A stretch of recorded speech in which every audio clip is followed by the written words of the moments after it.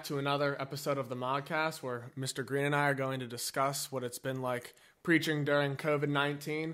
So please right now, leave a like, subscribe, and this podcast with all of our others will be linked in the description to listen to audibly. So yeah, it's definitely been interesting. Over the course of the last year, things have looked a lot differently than they traditionally do. And so preaching during those circumstances have definitely probably looked a little bit different. Yeah, for sure. Preaching, I mean, that's one aspect of the job. So preachings look different because, right after COVID, I think we didn't have church in person for about 8 weeks or so. So obviously preaching to a empty sanctuary is pretty weird. And we're a small little church, so we really didn't have the capacity to do Facebook Live and YouTube Live and all that sort of thing. But, that's amped up. And so now we do it every week, plus record all the sermons, which we didn't do before. So that certainly was different. But you're probably asking me about not just preaching, but also the other duties of a pastor, which is being a shepherd. Yeah. And how do you shepherd a people who aren't there?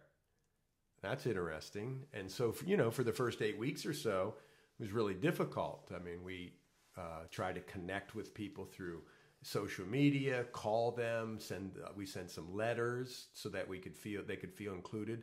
I think even during Mother's Day last year, we actually drove flowers to each mom's house in the fellowship. A team of people did it. So we try to keep connected while we weren't in church. But then when we came back and started doing it on a limited basis, obviously we try to be good neighbors. At first, Governor Wolf here in Pennsylvania, the mask thing wasn't that big of an issue. And so at first what we did when we came back is we said, here's what we want you to do. Masks are voluntary. And, that caused a lot of consternation amongst, the fellowship, quite frankly. I mean, masks put Christianity, it tests your Christianity in a way that, since I've been a Christian, I'm not sure anything else has. Mm-hmm. So masks being one thing, we have an upstairs and a downstairs. We made sure we spread out a little bit. And we said, okay, we're going to come back and do live services, in-person services. But the mask thing was a real issue now and still continues to be a real issue. Yeah. Obviously within the evangelical community, you have people who are ultra against masks. And then you have people that still believe in the masks and want to wear the masks. And so it's been a real balance. When we first made our first announcement about masks, they're voluntary. The in favor of going without mask people were elated and the other people weren't. Okay. But later, Governor Wolf then came and upped his request for masks to be worn inside. So we said, we're going to wear masks inside. Now, listen, if you're in the evangelical community and you're watching this video or you're listening to this video, you might have opinions either way. You shouldn't be having a mask, pastor, or you should be having mask, pastor. But that's not the issue. We decided as a board, as leaders, as elders, that we were going to ask that masks be required to be good neighbors according to what our state government was asking us to do. That's what we decided. Mm-hmm. And now what was interesting is the mask people got very mad. Mm-hmm. And the other people who like masks were very happy. So, it's placed a shepherd and his staff in the real crosshairs of, in a way that I don't think it's ever been before. Yeah. It was a real strange issue to bring somebody's Christianity to a head. But I think it's done it for all of us, and starting with me. Yeah. And so those have been great questions. So the mask issue has been big. What's another thing that's been big is people continue to stay away. And yeah. I think some people legitimately have been afraid, whether you think they should be or not. That's been a legitimate thing for people. Yes, they've been afraid and they don't want to be around, and so they stay away from the in-person service. But I think, on the flip side of that, there have been a lot of people that have stayed away who are at restaurants and bars, and they're in social media, and they're going everywhere, but the one place they stay away from is church. And I think that's really dangerous for them. I think it's dangerous for them because as followers of Christ, the Bible tells us not to forsake assembling together. There's something that happens when we're in community. Yeah. And we've, as a body, not just at Calvary Chapel, South Pittsburgh, but over the entire nation, have seen that command in the Scriptures have less importance for the Christian during this pandemic. Yeah. Which has been really fascinating and, quite frankly, very sad. Mm-hmm. Yeah, because there definitely at first was a health concern about we cannot fellowship during this time. But Hebrews talks about how we are not to forsake fellowship because, like you said, there definitely is something that whenever you can get together with brothers and sisters in the faith and be able to converse, it's better than sitting at home and more preferable than watching on TV. So, and what some people have said to me is, and they've been real candid and frank with me, it's so comfortable being able to just watch it at home and then resume your day. Yeah. And I agree with that. Yeah. I bet it is more comfortable.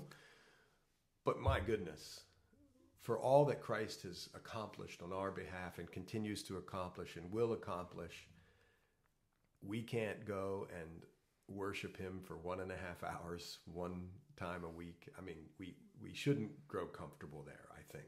Yeah. And that's not from a pastor who's worried about numbers or anything like that. It's from a shepherd who's worried about the heart and lives of people who can slowly drift away. Like I could too, Whoever wrote that hymn, Lord, prone to wander, Lord, I feel it. Boy, did they nail that. And this pandemic has kind of showed that. Yeah. And talking about the heart, what would you say over the course of this pandemic has really shown about the heart of the church in regards to where it's obviously it looks different in each congregation, but just generally speaking, what it's revealed about human nature and the flesh? Well, I think one thing it shows you is that human nature wants to congregate or move toward the comfortable. Yeah. Yeah. It is comfortable to sit at home in sweats and not take a shower and eat eggs and pancakes or whatever and watch the service and feel like you're participating. And of course, there are some people who legitimately need to do that. Yeah, there's no saying doubt. that. Yeah. But there are also some people who are cruising. I mean, I've had people say that to me.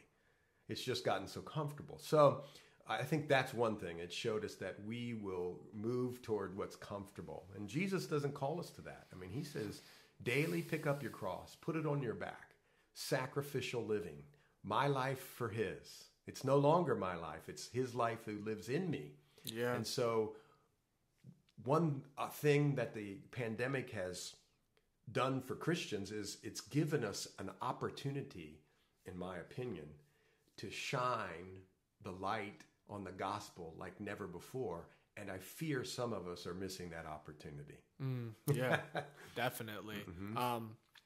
For you and what it looks like at Calvary Chapel, South Pittsburgh, what has been the number one thing that you've been learning throughout the whole process of, for instance, like you said, preaching when no one's there? Like during those seasons, what was it being revealed to you in those unforeseen circumstances? I think the number one thing is how we just need to trust Jesus more and more. Yeah. Because here's what you want to have happen. People, please have the people come this week. Not so you can say there's lots of people at your church, because you have a heart for the people.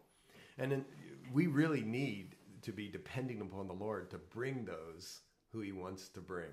And so depending upon that. See, my heart is always to win people to Christ right there at our fellowship and in the surrounding areas, build people up in Christ, and then try to send people out in Christ. Yeah.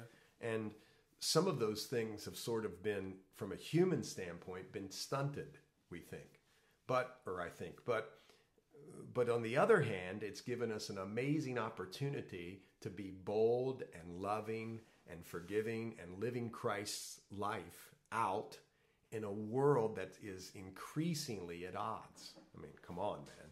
Just watch social media. Everybody hates everybody. If you say one little thing wrong on social media or in whatever, you're ostracized forever. Man, I'd hate to be ostracized for every little thing I said wrong, because we all say things wrong. I don't care who it is. Somebody you don't agree with, somebody you do agree with. If you're living this life and you're doing things, you're going to mess up once in a while. What an opportunity to be forgiving, graceful, merciful people in the midst of a culture that is less and less so.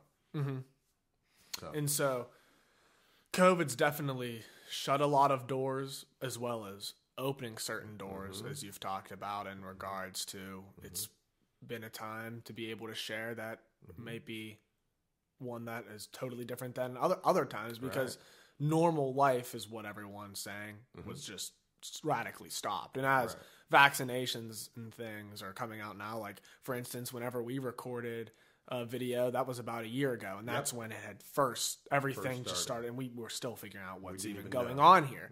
Now there's a little more grasp on what's happening, and as people are saying, everyone's been saying we're going to go back to normal life for how long, but I mean, kids are starting to be in schools more often. As things begin to shift more to people getting vaccinated, what are, with those people that were quote unquote are cruising, what would you say is the heart behind where we go forward with these people that COVID might have had more negative impacts on them, unfortunately, than positive? I think we keep reaching out to them. We don't give up on them. We're patient with them, Long-suffering. We're long-suffering with them. We keep praying for them, not in any spiritually superior way, but in a humble way, knowing that my heart is fickle without Christ as well. And we just pray that they would see what Christ is asking of us, a full commitment of our lives, fully ablaze for Him, and including communion and worship together, and so that they would come back. And what's interesting is, and that's our heart for those people, is we don't give up on them, but we want them to come back. But in the meantime, it's interesting, God has sort of, in our little fellowship, kind of brought new and different people. And hopefully that's not in replace, because I love those who've stayed away as well. And again, if anybody's listening to this, there are legitimate reasons to stay away. Several. But that's not what we're talking about. So I think what we do is we stay patient. We ask for a fresh filling of the Holy Spirit, so we can be boldly gentle and gently bold and truthfully loving and lovingly truthful with the people who are staying away. It's not that we're mad at them, upset with them. No, but our heart is the heart. It's the heart behind it. Exactly, that they would come back and get in the stream of the fellowship again, so that they can be sharpened. And build up in Christ, which is what we're aiming for. And so, throughout the whole process, I'm sure you conversed with many other pastors or leaders of certain congregations, so you probably got several different flavors of like how so-and-so's dealing with this or that issue. What were some of those things that you saw over the course of this pandemic, of how so-and-so, and did it look a lot different from congregation to congregation, or was it generally the same of how church leaders were dealing with? Well, that's issues? A great question. I think that's a fantastic question. It's really kind of a complex question, but what I would say is it's from congregation to congregation. I mean, you've had congregations where the leadership have said, you don't have to wear masks. We're not limiting the space. And that was their conviction. And they went on and did what they were going to do. And then you've had people who maybe, you have churches maybe even today who still aren't meeting. I mean, that's rare. But you have people up until a couple months ago that have never met in person. And in fact, some still aren't.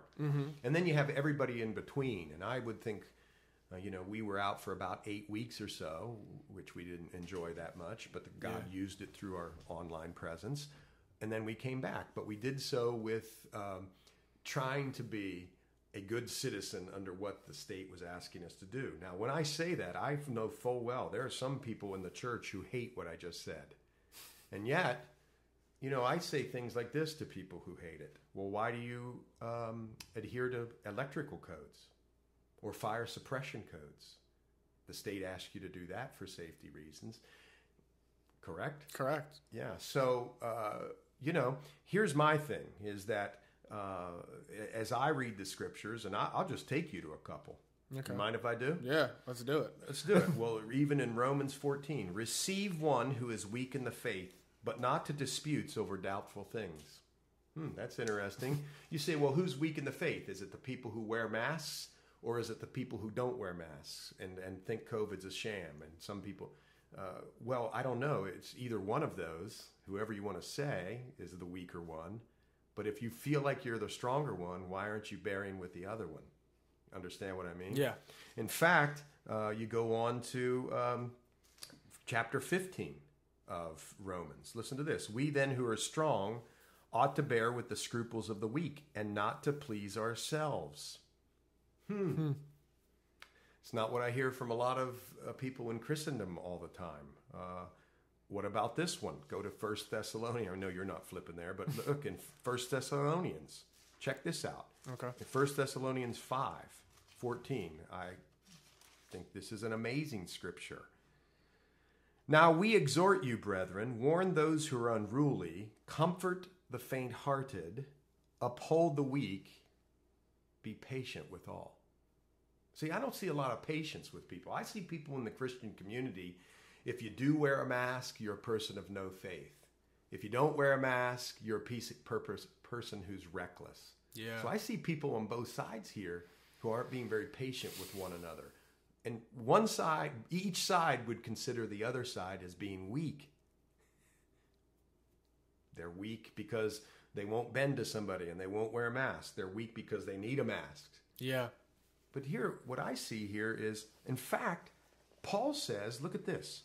Paul says in 1 Corinthians, can you believe he says this? Paul says this, and I think this applies in the mask arena. Let me read this to you. For though I am free from all men, I have made myself a servant to all men, that I might win the more. And to the Jews I became as a Jew, that I might win the Jews. To those who are under the law as under the law, that I might win those who are under the law. To those who are without the law as without the law, not being without law toward God, but under law toward Christ, that I might win those who are without law. To the weak I became as weak, that I might win the weak. I have become all things to all men, that I by all means save some. Now I do this for the gospel's sake, that I may be a partaker of it with you. See, that to me says something. Yeah. That says that the most important thing for me as a shepherd and us as Christians is getting the good news of Jesus Christ to people and then letting God do the work. This mask issue, this COVID issue, all the regulations issues in the church, in my opinion, is the enemy is using it as a diversionary tactic from keeping us off mission. Paul said, I say this from the pulpit. If the government, now listen, if they asked me to do something that went against essential Christian doctrine, there's no way. You'd have to obey God rather than men. It says that in Acts, doesn't it? Mm-hmm. But if the government said, we need you to wear a pink bunny suit because but you can still give the gospel on Sundays. Still wear the pink bunny suit. I would wear the pink bunny suit. But I think it's biblical because I think Paul here says it. Now, I know a lot of people that are going to listen to this are going to disagree with me, but I would just say that's how we're convicted. Where is any bending of the Christians for the greater good of people? Yeah. Why aren't we stooping low to minister to people who love and want masks and think it's necessary, that mask? And why aren't we stooping and bending low to people who hate masks and everybody in between? I'm not interested in ministering just to people who believe in or conservative politics. Yeah. What about the people that believe in liberal politics? I want to minister the gospel of Jesus Christ to them too. That's what 1 Corinthians, Paul sang right there. It seems pretty clear. It says it to me. I think sometimes in the Christian world, we cater to one side or the other so much. We forget that we're also to minister to another 50% of the population. Yeah. And so I'm different that way. Yeah. And in Hebrews, it says to strive for peace with everyone, for the holiness without which no one will see the Lord. Amen. If we're being called to strive for peace with everyone, which 100% is not being seen under these circumstances all the time. And I mean, it's never, we're fallen, but we're called to strive for peace. Right. And if there's not, it says in the second part of that verse, then no one's going to see the Lord because there's going to be a breakdown in holiness. Amen. And you say, well, I can hear people right now when they're criticizing us when they hear this. Yeah, but you're not telling people the truth. Oh, no, that's not what we're saying. We're saying we connect with people. We love them, whether they're left wing, right wing, middle wing. I don't care. Wherever on the spectrum. Wherever on the spectrum. We love people authentic. Have everybody on the spectrum. And we're called to love each one of them. And as we authentically love them, when we have the opportunities to share the gospel of Jesus Christ, we share it with them. Mm-hmm. We're spreading and scattering the seed as we're called to do. And then the Lord brings the increase. We're not the people who save people. So if we're concerned about the culture here, why aren't we taking people out to lunch who have a radically different view than we do and loving them and learning their stories and sharing the gospel when we can? Yeah. But what we do is we cloister ourselves in an evangelical cocoon, continuing to share the gospel with people who've already heard it. Mm-hmm. Yeah. Because in 2 Corinthians 5, we're called to be ambassadors for Christ. And it says God's making his appeal through us. That's right. God can't make an appeal through us if we're closing ourselves off to a whole other sect of people. And that sort of ministry takes a lot of what I call relational courage that comes through the Lord. I mean, you're going to have to be willing to be criticized in your opinions. You're going to need to be willing to be, made fun of, maybe talked about, maybe somebody's going to be real upset with you, even after have taken them to lunch or whatever, and you espouse your views. It's not popular, the gospel right now. In fact, Jesus said it would bring violence because the gospel does bring violence. As we seek peace with all men, when we share the gospel, that is going to divide people. And yet, how do we minister to the people that need the Lord unless we're meeting with people who need the Lord? In order to be fishers of men, we must be where the fish are. Yeah. Not where the fishermen are. Yeah. And I think we can all say and agree on that I've never even been the best at being someone who's truthfully honest or telling the truth in a loving way. It's not always easy in your flesh to tell the truth in a loving way. It isn't. Especially when there's those areas that everyone knows that, okay, we obviously disagree on X, Y, Z. Sure. And then knowing how to go about how do we both talk about these things without starting to get a little angry with each other. But we're called to figure out how to navigate those avenues and not shy away from them, but press into them. And like you said, not avoid getting uncomfortable, because we 100% are called to get uncomfortable. In fact, Jesus' ministry, there was a lot of times where he was very uncomfortable. Right. And his disciples were very uncomfortable. And, if you read through the love chapter that everybody, spouts off at weddings, which is great. Yeah. They should do it at weddings. But that love chapter is just the supernatural love of God that we are to have for other people as well. And that includes other people of, different viewpoints than us. And so we're talking about this because COVID has brought that to light in the church, in my opinion, like nothing has in a long time. Because you have people who love the Lord who fall way differently about the COVID restrictions. But what does it say?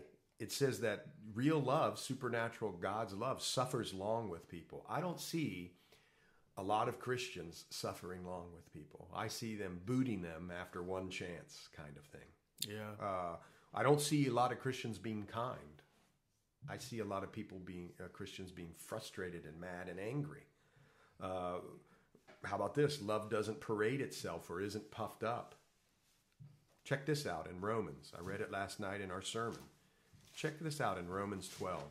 Romans 12, How in the world are we Christians going around popping off on social media and don't remember this? Bless those who persecute you, verse 14, chapter 12, and do not curse. Rejoice with those who rejoice and weep with those who weep. We all love this, but we forget to keep reading. Verse 16, be of the same mind toward one another. Do not set your mind on high things, but associate with the humble. And then everybody forgets this. Do not be wise in your own opinion. Oh my goodness.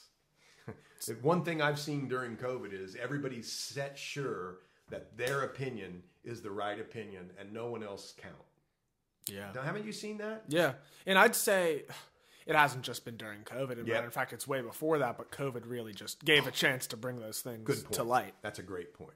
Yes, it exacerbated what we were trending toward, and it was like fuel on the fire, and it just set it aflame. Now people, my way or the highway opinion. Now listen, I'm not talking about essential Christian doctrine and moving that around or fudging on that. No way. I'm talking about the disputable things. We read it earlier. Don't argue over silly disputes or disputable things. Things that weren't laid out in the scriptures. Don't argue about those things. Give people freedom and liberty. And then here's what I find is people say, well, I'm free not to wear a mask, or I'm free to wear a mask. But then what happens is, and this is where we run into trouble, is when we put it on others. Well, you don't have enough faith because you're not wearing a mask. Oh, really? And those are things that have been said. 100% have been said to the leadership of our church and some other places. And by both sides, by the way. Not just the people who don't want to wear masks. Yeah. But you get the picture. Yeah. So, interesting stuff. Yeah, and going along with us right now, taking the time looking at these scriptures, hate to say this, but it says a lot then about what are people then doing with the scriptures. Correct. Are we reading them and being faithful to what they say? It says a lot as what are we doing with God's word during this moment, during these times. And then taking this word and literally getting on our knees in the mornings and saying, Lord, how you want me to live is how I want to live. Live your life in and through me. Fill me afresh with your Holy Spirit so that I'm not just going out and spouting off Christian stuff that sounds good, but isn't really life of the Lord being lived in and through me. It's sort of like Job's friends, who said a lot of half-truth. Well, it was truthful, but only gave you half of the picture in their theology.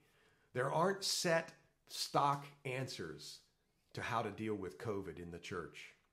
And when you slam your fist on the table and tell people you know exactly how we should do this, well, hold on a minute.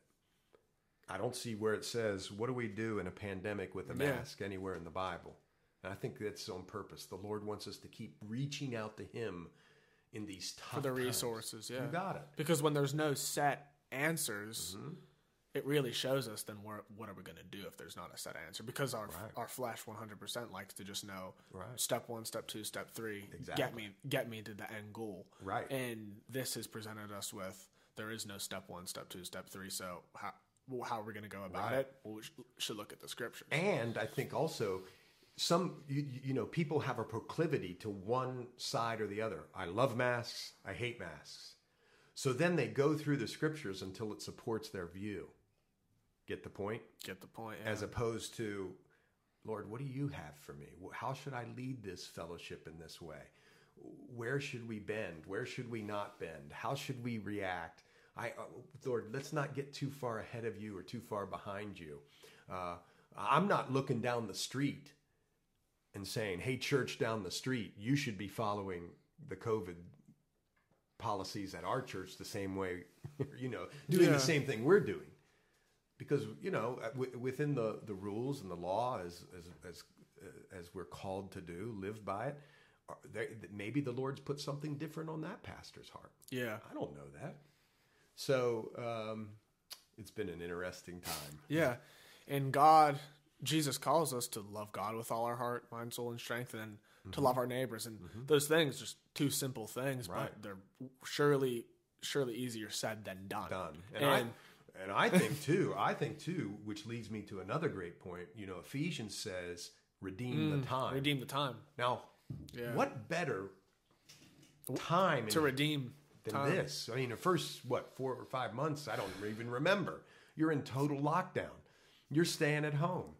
I mean, you could have read the Bible 14 times over. Instead, I see a ton of, social media Christians. Oh, I binge watched blah, blah, blah on Netflix. You're like, well, my goodness. I mean, and I'm not perfect, and I watch TV too, but man, if you say you can't read the Bible now, you're just being dishonest. Yeah. Because we had time to read the Bible and just get into the Word and just fellowship with the Lord. So we could really redeem the time. We could have been writing letters to people and calling them and loving them, even in the midst of the pandemic. It's still doing what you were called to do. And so I think that's another thing. I think you're right. I think we were trending towards this, but I think COVID brought to a head what's inside you, us, we as Christians. Are we living by the power of the Spirit, or are we living by the flesh?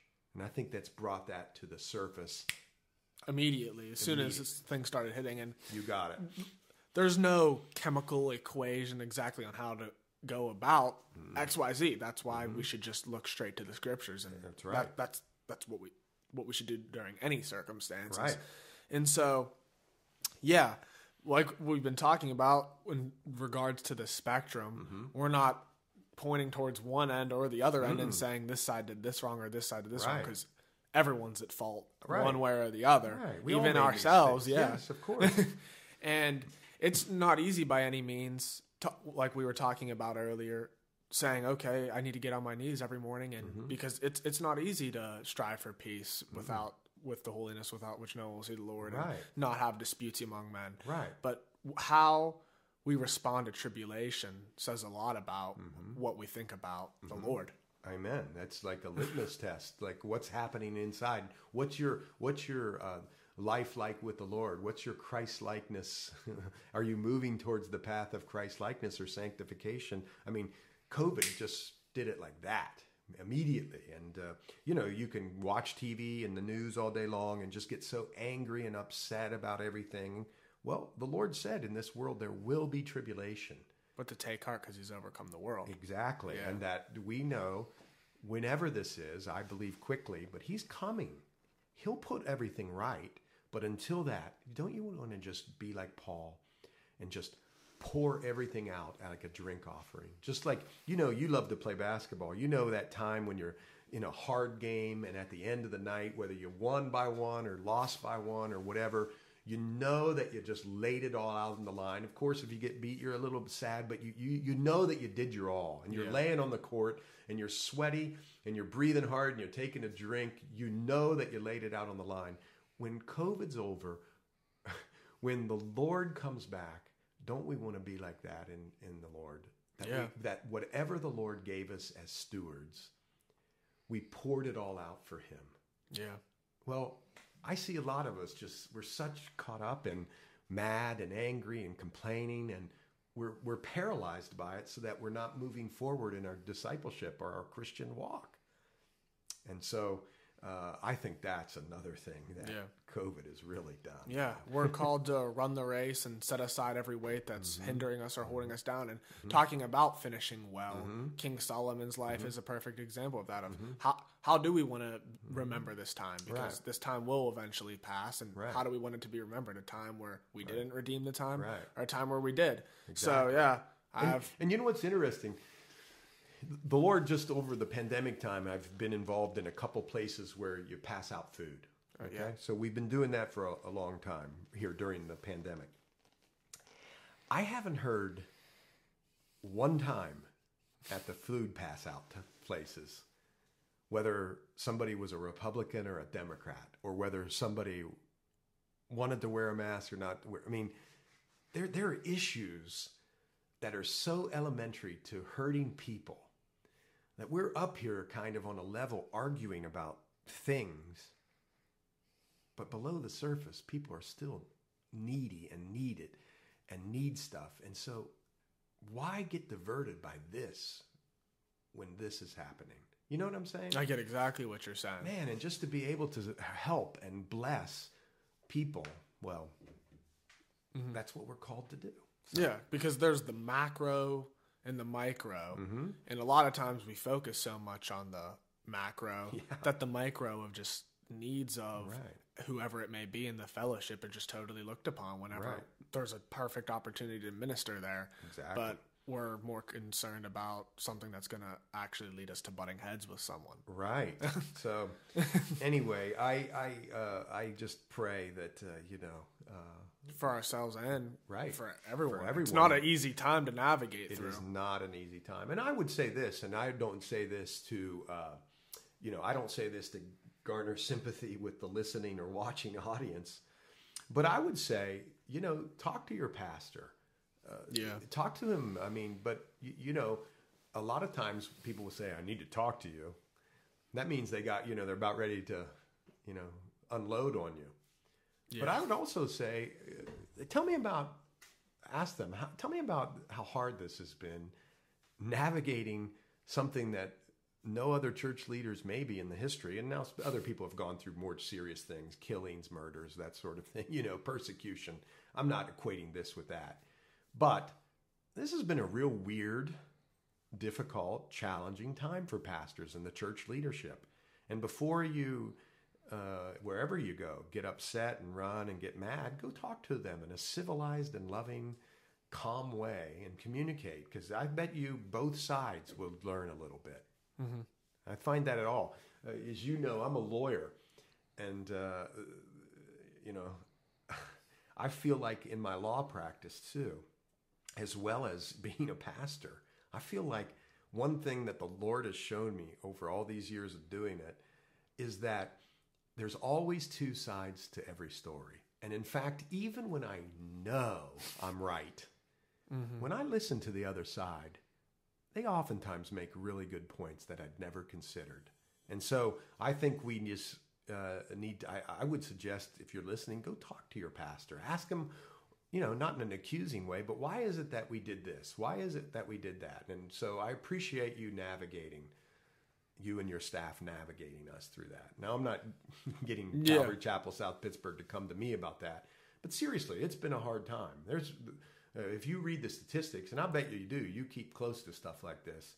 I mean, there's pastors and staffs quitting at an unbelievably high rate here now during the pandemic because it's led to burnout, frustration, lack of feeling like they're appreciated, although, I don't know if that... anyway, but you know what I'm saying. And, so the pastorate at this point, and all the things that the pastorate has to put up with, and I don't mean that in a bad way, but that deal with, there are a lot of people flaming out and burning out. So critical time for pastoral staffs. Yeah. And so as we close out here, the number one thing is love and navigating through these situations with love. And your response to that might be, well, it is not love because you're not telling the truth. Well, if that is your response, then search the scriptures and find out why it's not. Amen. Why it's not, instead of just saying that. Because that's what we're all trying to do, is if you can search the scriptures and provide, like you just said, another fresh perspective, then we're not disclosed to that in any way, shape, or form. No way. But we're always striving for that peace. Amen. And so thank you for tuning in to this episode of the moGcast. Hope you enjoyed. And if you have any thoughts or comments or concerns, drop them in the comments. Thank you for tuning in. Peace.